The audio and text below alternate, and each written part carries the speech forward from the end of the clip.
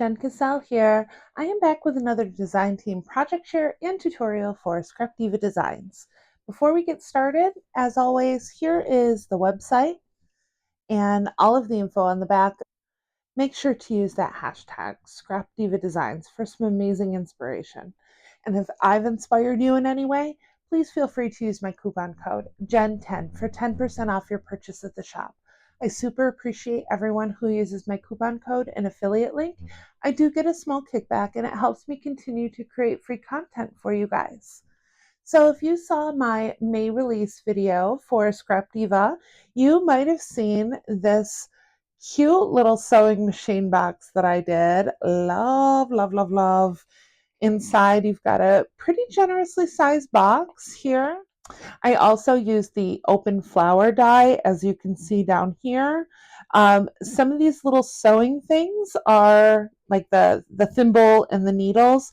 Those are from the Shabby Chic Memorydex card, and you get all of these littles in here. I mean, not only is it a really cute Memorydex card, but these littles are just absolutely adorable. You are going to be seeing them on a ton of projects coming up. And then I also used the sewing words die set from this month. That's what I did with the Sew Crafty and the buttons and the bobbins. So this is what we're going to be making today. I love how this turned out. And I really wanted to focus on creating depth with you guys and how I take a one-dimensional image such as this sewing machine here. And I mean, it's one-dimensional in the fact that you have the 3 different layers, but as you can see, if you put it together slightly differently, you can create a ton of depth to this. So if you're interested in how I did this, stay tuned. Let's begin by creating our box. You will need to cut 2 sheets of paper, 7 1/4 by 6 1/2. To create the bottom of the box, you're going to want to take approximately a 1/16 of an inch off both sides of one of the sheets of paper. I like to refer to this as a zhuzh. It's not really an 1/8 of an inch. It's not right on there, but you just want to make the tiniest cut on the sides to allow for movement of the box. You will want to score at 1 1/2 inches on all sides of the box on both sheets. Next, you can grab your scissors and begin by making a slit up the side on the score lines. V it out to create a tab for your box. Repeat on all sides, going up the score line to the first score line horizontally, and then V'ing out to create the tab. Flip a half turn and repeat on the other side. You will want to do this to both pieces of paper. Once the tabs are cut, you can go ahead and add your pattern paper. As you can see on this one, I've added the pattern paper to everything but the center and the tabs. Cut my paper to leave an 1/8 of an inch border. I've applied all of the pattern paper to the box, including the reverse. As you can see, I did leave off a couple sides where I'm going to glue my tabs in, and then we'll add the pattern paper on top. Begin by adding glue to the outside of the tabs, and then go ahead and pull inward. Make sure to use your work surface. That'll give you a little leverage to really press it down. You can see I'm using some Barely Art glue to put the pattern paper inside. That'll help make sure that those tabs stay down. Flip the box and repeat on the opposite side, gluing the tabs down and then pulling the side up. Then repeat, adding your pattern paper to the interior. Once this side is complete, you're going to want to go ahead and move on to the next box and put it together the exact same way. Okay, I have both sides of my box completed. They fit together nicely. I'm going to put them together, set them aside, let them air dry, and we'll get started on the front of the box. So as I mentioned before, I really wanted to focus on showing you guys how I turn a one-dimensional image into something 3D with a whole bunch of layers and depth. So I'm going to do that by using the die set in a new way. The die set has a lot of embossing to it, which we're going to use to our advantage. We're going to use those embossed lines in the die to create the different layers. To create the background, you are going to want to use the largest die. This is the outside die. I've cut that in blue. You're going to want that twice. And then I've also used the stitch layer to cut the pattern paper 4 times. For 2 of the pattern paper cuts, you are going to want to make sure to flip your paper over so that you're getting the back side of the box. Here you can see I cut it the normal way with the smaller flowers, but if you turn it around, I have the opposite paper. So make sure that you're putting it on the opposite side of the paper that you want showing. I even did this with the blue cardstock layer that I used because it had a bit of an embossed edge. I flipped it over to make sure that my embossing was showing on the outside bottom of the box. So you're going to want to go ahead and start layering those together. I used Barely Art glue for this. The 3 layers of paper on each side are really going to make your box super sturdy. Next, we're going to start working on the sewing machine itself. Like I said, this die has a lot of embossing that we're going to use to the advantage. All of those embossing lines are where I cut on these, and I'll show you the different layers and how I'm going to put it together. First, I started by cutting the sewing machine in white. The only cut that I made on that is to take the needle off of it. So I just cut right in the center where the needle was coming down. I just cut that off completely. Next, I cut the sewing machine in this silver Miri lava. I really wanted a silver needle, so I'm actually going to layer the white on top of the silver so that my needle is showing.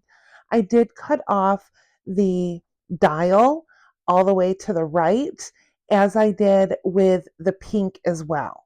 I also used my scissors just to trim out the needle itself, and I took the spool of thread from the top as well. Make sure to keep all of the small parts that we are taking off. We will be reusing a lot of them as we build our finished piece. When I cut the pink sewing machine, I made sure to cut right at that line, so I did have a small part of the dial showing.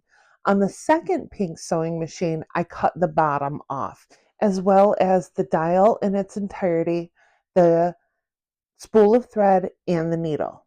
You can see I have added a whole bunch of foam pop-up dots to the back of my white piece, and I'm placing it on top of the silver.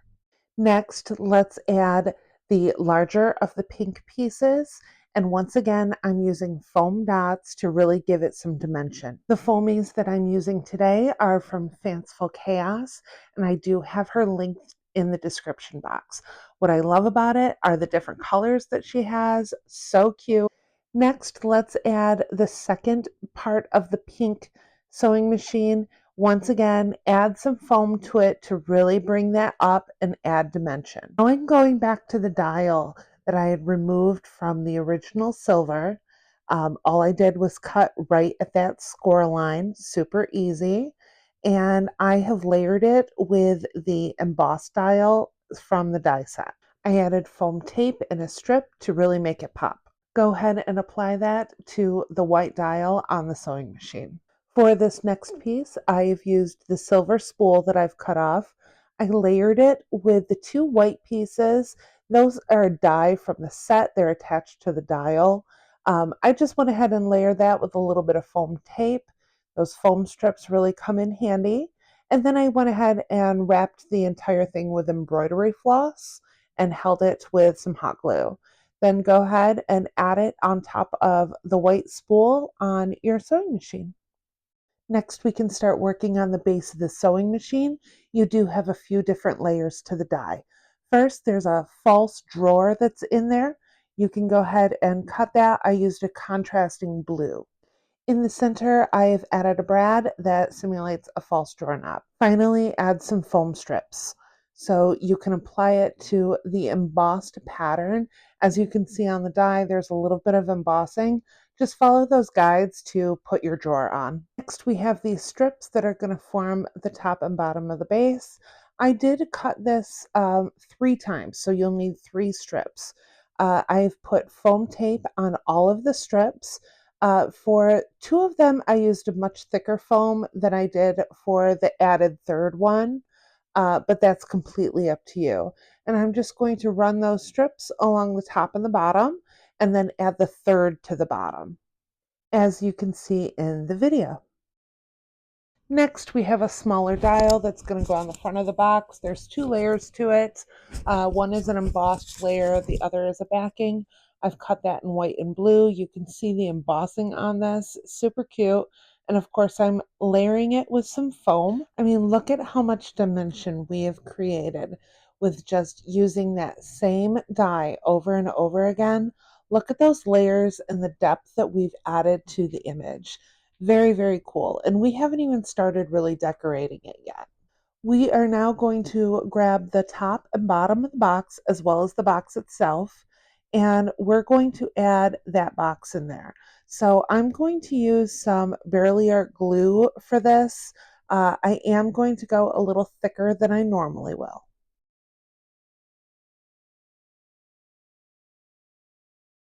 Once you have the glue on, go ahead and flip it over and place it on the bottom of the box. You can apply pressure by taking the box top off if you want, but I didn't find it necessary this time. Once it's secure, you can go ahead and add glue to the opposite side of the box. And I like to line my pieces up by using my work surface. I found that easiest, and then just kind of using my hands as I go to make sure that everything is in alignment. Next, we're going to go ahead and add the sewing machine to the top of the box. Once again, I will be using foam to pop it up. I made sure to add double layers of foam to both the spool and the dial to give it a sturdy surface because we had a layer beneath it. Center the sewing machine as best you can on top of the box. So I went ahead and pulled all of the things that I'm going to use to decorate. I have some of the really cute flowers that I just had in my stash. I know I'm going to use this open petal flower die. This is from the May release. I love this flower. So it's super pretty for layering. Once again, we're talking about added depth to your projects. So because these petals are open, when I put it behind this, you have a much clearer view of what's happening behind, and it just creates a whole bunch of layers and depth to it. So I've also cut the buttons and bobbins. This is from the Sewing Words release this month. And I didn't cut the back because once again, I'm creating depth. I want everything to kind of show through on this. So the first thing that I'm going to do, I have some of these print and cut ephemera that I created, and I do have a new tutorial out on this because it's hands down one of my most asked questions. So go ahead and watch that if you are interested in learning how I do this. And then I'm going to use this to kind of measure because I want to bring this up a little bit and give it a base. I'm going to go ahead and add this up here so that everything sits evenly.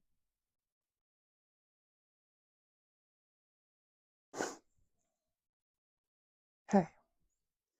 Now, when I go add my buttons and bobbins, everything is sitting up the way I would like it to.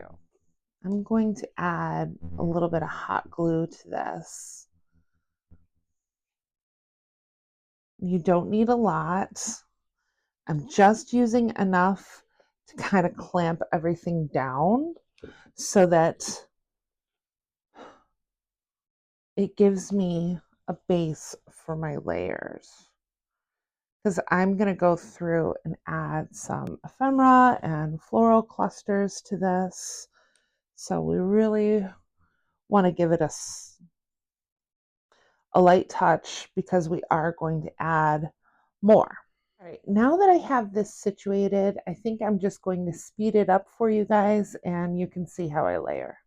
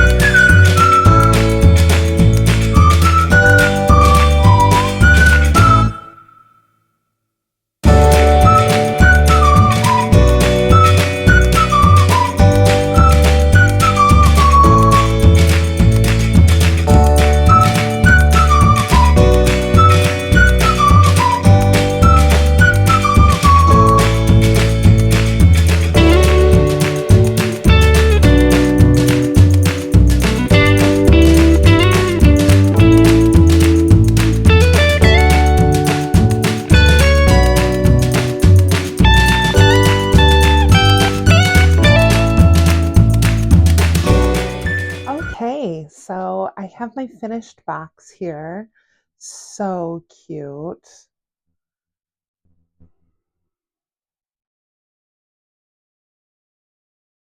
I just love how this turned out. Love all of the depth. I mean, look at that from the side. So cute. I mean, that is thick. Your girl's thick. I love it. All right. So one last look at my original, different, but equally cute. Love it. So thank you. Thank you so much for watching. I super appreciate all of the love and support you guys show. I love reading your comments. I do try to take into consideration all of them. I wish I could do a video for every single thing you guys request, but unfortunately, time is not on my side lately. So, but I know you guys really wanted to see this, so I made sure to get it out there for you. And thank you. Thank you so much for everyone who uses my coupon code and affiliate link. Please head on over to the shop one more time. Here is the website. And you can use code JEN10 if I've inspired you in any way.